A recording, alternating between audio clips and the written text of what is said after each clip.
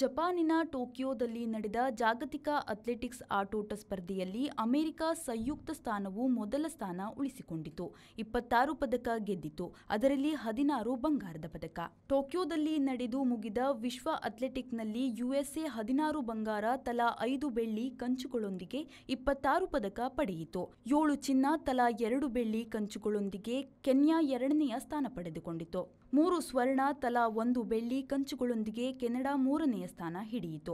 ತಲಾ 2 ಚಿನ್ನ, ಬೆಳ್ಳಿ, ಕಂಚು ಗೆದ್ದ ನೆದರ್ಲ್ಯಾಂಡ್ಸ್ 4ನೇ ಸ್ಥಾನದಲ್ಲಿ ಕೂತಿತ್ತು.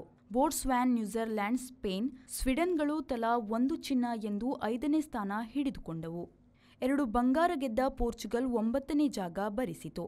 ಜಮೈಕಾ 1 ಸ್ವರ್ಣ, 6 ಬೆಳ್ಳಿ, 3 ಕಂಚು, ಒಟ್ಟು 10 ಪದಕ.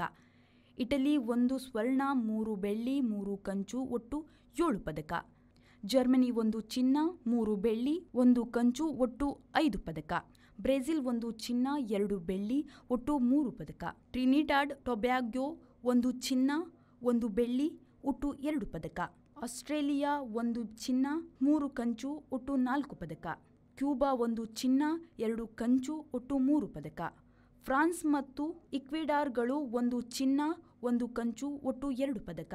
ಸ್ವಿಟ್ಜರ್ಲ್ಯಾಂಡ್, ತಾಂಜಾನಿಯಾಗಳು ತಲಾ 1 ಬಂಗಾರ ಗೆದ್ದು 10ರಿಂದ 20ರವರೆಗಿನ ಜಾಗ ಹಿಡಿದವು.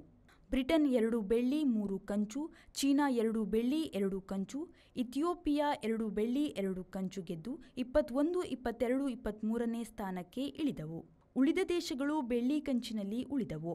ಆತಿಥೇಯ ಜಪಾನ್ 2 ಕಂಚು ಮಾತ್ರ ಗೆದ್ದು 40ನೇ ಸ್ಥಾನದಲ್ಲಿ ಇತ್ತು. 53 ದೇಶಗಳು ಪದಕ ಪಟ್ಟಿಯಲ್ಲಿ ಇದ್ದವು.